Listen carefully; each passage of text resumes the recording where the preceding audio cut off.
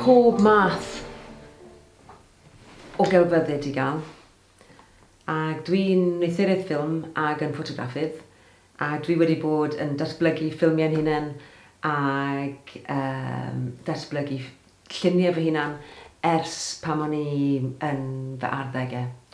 A dwi dal i fwynhau a dal i gael fy nghymell i fynd allan i dynnu lluniau ac i weld y byd trwy ffram. Gan gyfansoddi gyda goleuo, fframio ac cael digwyddiad yn digwydd o fewn y sgrin.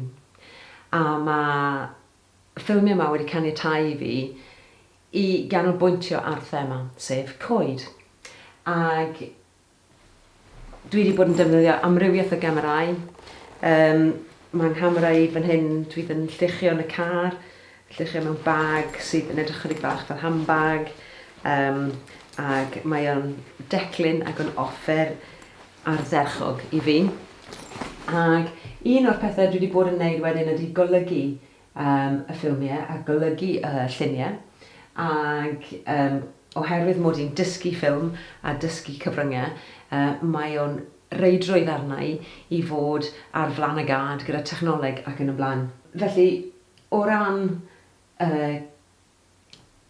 ffilm yma, sef y Collen, Hazel, o'n i'n meddwl bydden ni'n chwarae gyda symudiad y ffram a gweld sut bydde'r cnau yn bihafio pan wedi sbido lan, wedi cyflymu'r ffram. Achos mae yna bethau technegol i ystyried pan mae'n ffilmio, pa frame rate i ddefnyddio ac yn y blaen. A o ble mae'r golen dod, ac edrych fe mewn ffocws ac yn y blaen. Felly dwi'n angerddol iawn y bit i'n camera i, ac dwi wedi treulio sawl awr o fy mywyd i yn eistedd o flaen meddalwedd yn golygu ffilmiau. A wedi mwynhau. A mae hwnna'n rhan o'n greadigrwydd i. Oherwydd fy angerdd i tuag at wneud ffilm, ac o'n rhan fawr o waith i wedi dysgu ffilm i fyfyrwyr ac creu gweithdai. Dwi hefyd wedi datblygu llyfr ar adnodd yma sydd am ddim ar iTunes U, a mae'r dolen ar y sgrin nawr. Syniad i'r sgrin, Vision to Viewer, yn Gymraeg ac yn Saesneg. Ac mae'n mynd trwy pob cam o wneud ffilm ac y pethau i ystyried tra bod chi'n wneud ffilm, ac y cynhyrchu, a'r cyn-gynhyrchu a'r ôl-gynhyrchu, a'r hwyl sydd i gael wrth wneud hynny. Felly, os am wneud ffilm, mae'r adnodd na ar gael am ddim.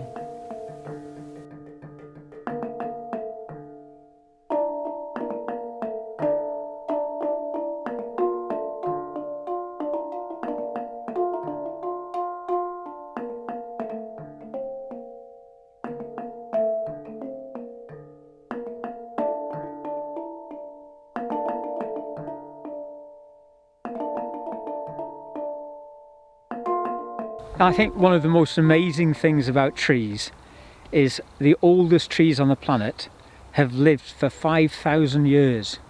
So if you think about a person who's considered old to be 100, then there's trees on the planet that have been alive for 50 times longer.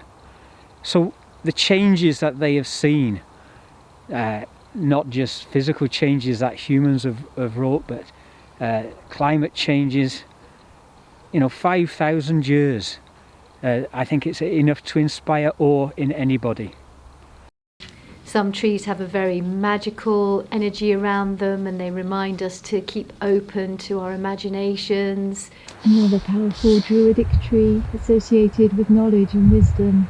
The long boughs, many of them springing up, associated with the leaping of the salmon.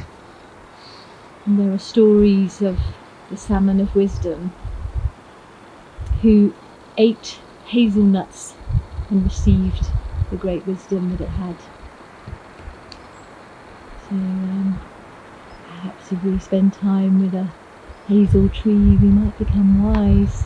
And the coracle Ymestyn, the great bard, is set adrift on the Dovey River just here, made of hazel boughs. Each tree has its own character, its own quality. The different species of tree have their own character and their own quality. So they can nourish us and help us in different ways.